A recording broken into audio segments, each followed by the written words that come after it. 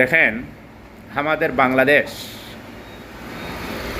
ভদ্রলোক দুবাই গিয়ে চাকরি করে আর বাংলাদেশে একটা চাকরি করে সেই চাকরির বেতনটা সে অটো নিচ্ছে, প্রতি মাসে মাসে সেই বেতনটা নিচ্ছে। কিন্তু ভদ্রলোক তাকে দুবাই গিয়ে একটা চাকরি করে।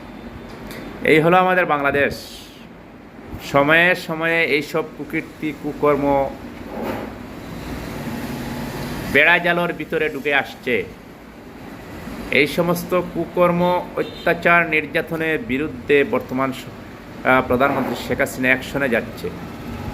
ব্যারিস্টার সুমন একাই লড়ে যাচ্ছে এই সমস্ত কুকর্ম কাপুরুষের জন্য। দেখেন, দুবাই গিয়ে চাকরি করে আর বাংলাদেশে বেতন নিচ্ছে, সরকারের বেতন নিচ্ছে। যারা বেতন দিচ্ছে এরাও তো এটার সাথে জড়িত আছে।